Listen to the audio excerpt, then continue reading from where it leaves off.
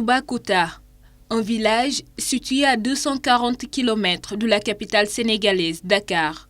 Dans cette zone, qui dispose d'une mangrove très dense, l'exploitation des ressources halieutiques est l'activité principale. Des ressources qui sont en grande partie exploitées par les femmes. Avec cette nouvelle unité moderne, les femmes de Toubacouta peuvent désormais réaliser aisément tout le processus de la transformation au stockage.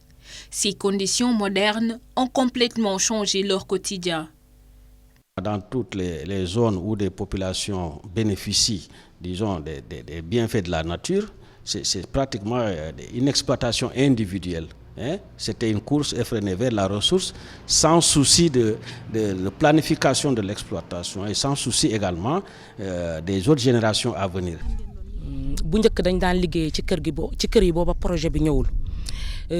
Avant l'arrivée du projet, on travaillait dans les maisons et dans des conditions difficiles sans aucun matériel professionnel.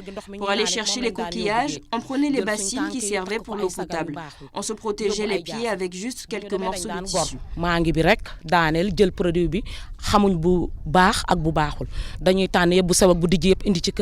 Au niveau de la mangrove, on faisait tomber les branches pour extraire les fruits sans distinction de qualité. Une fois cueillis, les huîtres étaient cuites dans des marmites puis séchées à l'aide de tôle usée. Le reste des coquillages était gardé dans des mortiers pour la fermentation et au moment de son exploitation, tout le quartier empestait une odeur bizarre. Mais on n'avait pas d'autre choix.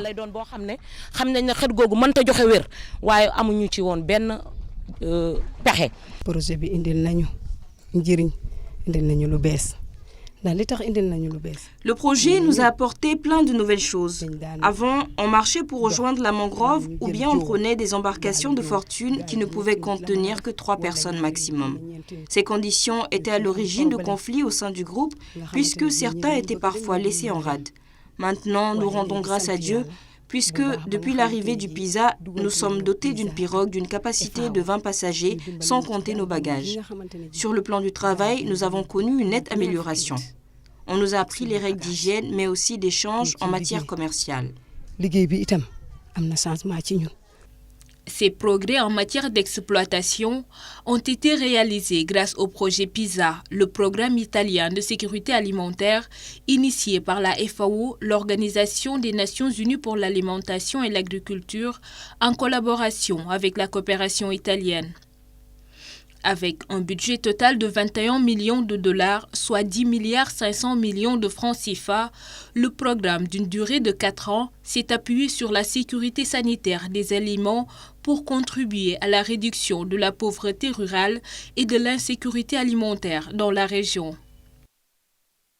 Le but, c'est de promouvoir la sûreté alimentaire à partir de 2008 est l'une des priorités de la coopération italienne. En effet, à partir de 2008, la coopération italienne s'est fortement engagée dans le secteur et elle le fait à travers la collaboration efficace avec les organisations du pôle romain des Nations Unies, donc la FAO et les autres organisations aussi, dans les pays bénéficiaires comme dans le cas des pays africains.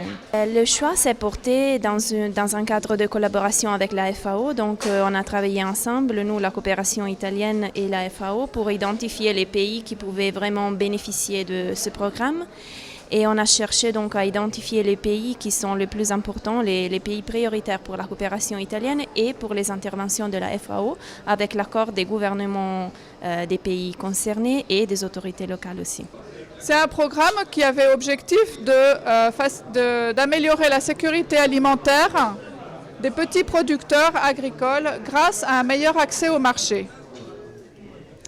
Il avait plusieurs composantes, en particulier de renforcer les capacités des organisations de producteurs pour faciliter l'accès des produits au marché et donc améliorer la commercialisation de ces produits, ce qui a pour objectif aussi d'augmenter les revenus des producteurs, bien sûr. Les producteurs ont amélioré leurs revenus, par exemple par un meilleur stockage de leurs produits, donc d'atteindre des meilleurs prix des produits, par une meilleure qualité des produits, par aussi la valorisation, par la transformation de certains produits, par exemple le poisson et les produits halieutiques qui, quand ils sont transformés avec de meilleures pratiques, peuvent obtenir de meilleurs prix sur le marché.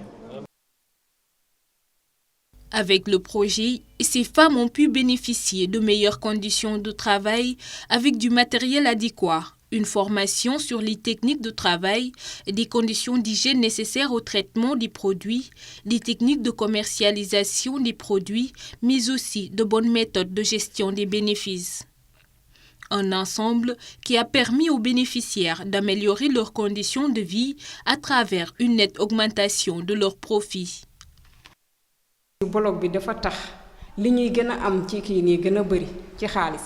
Avec la création de ce bloc, nos revenus ont connu une nette amélioration. La mise en conserve des huîtres nous a permis d'économiser en quantité puisqu'avec les huîtres séchées, il en fallait beaucoup plus pour le même prix. En plus de cela, il nous était difficile de produire 1 tonne avec de faibles moyens dont nous disposions. Et les commerçants nous rachetaient ces productions à vil prix. Mais depuis l'arrivée du PISA, nous produisons facilement jusqu'à 3 tonnes. Le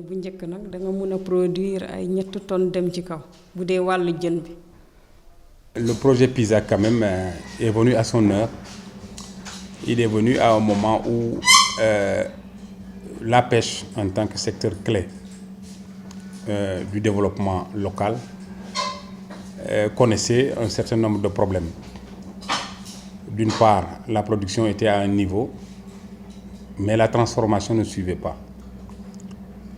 Et donc c'était une équation assez difficile à régler au niveau local parce que du point de vue technique, les solutions qui étaient proposées pour la transformation, la conservation des produits halieutiques posaient problème. Donc avec l'arrivée du problème, au moins, ces questions ont été solutionnées pour le littoral dans lequel nous évoluons. Donc à travers les 6 sites qui ont été équipés par le projet. À l'image de Tubakuta, la communauté rurale de Wakunguna a également bénéficié de la mise en œuvre du PISA. Mais ici, l'appui a été porté dans le domaine agricole. Les femmes, qui pour la plupart s'activent dans la culture maraîchère, ont pu améliorer leur production grâce à une dotation en semences, notamment de l'oignon. Avec des magasins de stockage et des méthodes de tri et de séchage des récoltes, ces populations parviennent désormais à produire en qualité tout en évitant que leurs récoltes pourrissent. De la production jusqu'à la commercialisation, où nous avons senti un mieux-être, un mieux-vivre des populations et je crois que le pouvoir d'achat des populations s'est accru. L'autosuffisance alimentaire est un peu installée partout où le programme est passé.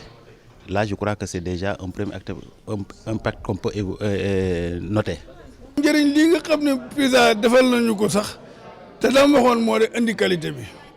L'utilité du projet PISA réside d'abord dans la qualité des récoltes.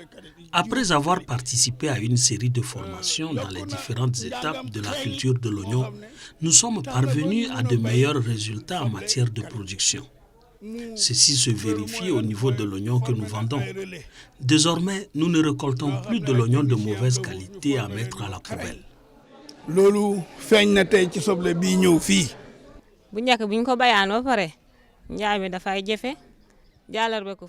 Avant le PISA, il nous était difficile de vendre nos oignons récoltés et sans aucune possibilité de conservation, une grande partie de la récolte pourrissait entre nos mains. Mais maintenant, avec nos nouvelles méthodes de conservation, on arrive à attendre une fluctuation du prix de l'oignon au niveau des marchés pour la vente. Pour ce qui est de nos foyers, nous consommons l'oignon de notre récolte pendant toute une année. Lancé en 2008, le programme italien de sécurité alimentaire est arrivé à son terme. Lors d'un atelier régional tenu à Dakar, la FAO et la coopération italienne ont transféré le matériel aux autorités sénégalaises notamment. Il leur revient désormais de gérer ces outils au profit des populations afin de capitaliser les acquis du programme. Les infrastructures, c'est des magasins de stockage essentiellement. Il y a aussi du matériel de bureau mais c'est pour les producteurs. Donc, puisqu'on ne peut pas remettre à chaque producteur, on donne à l'État, l'État va rétrocéder aux collectivités. Les collectivités vont mettre à la disposition des producteurs ce matériel. Nous allons dans nos programmes réguliers, à savoir le programme agricole, nous allons prévoir donc de consolider les acquis. Quand on aura fini d'évaluer tous les acquis, nous allons les consolider. C'est quoi globalement? C'est apprendre à maîtriser les semences de qualité, les équiper et réhabiliter leur périmètre, fertiliser les sols, accroître les productions, créer les conditions de conservation. C'est toute la problématique du programme agricole de l'État. Les engagements qui ont été pris de part et d'autre, c'est qu'aujourd'hui le conseil rural et les bénéficiaires sont dans une sorte de partenariat, une convention de partenariat. Et c'est au conseil rural de pouvoir vraiment assurer, disons, la gestion administrative des infrastructures. Donc c'est le conseil rural qui va, par exemple, émettre des tickets estampillés et que demain, en retour également, une fois la situation financière mensuelle exécutée, une sorte de redevance est accordée donc au conseil rural qui doit peut-être pouvoir utiliser cette redevance pour la maintenance des infrastructures et ainsi de suite. Pour les populations, les acquis sont importants. Mais la fin de ce programme pourrait leur laisser un goût d'inachevé. Les bénéficiaires du PISA veulent augmenter leur capacité de production, avoir un accès à un marché plus large et surtout de l'électricité pour faire tourner des machines restées à l'abandon depuis leur acquisition il y a plus d'1 année.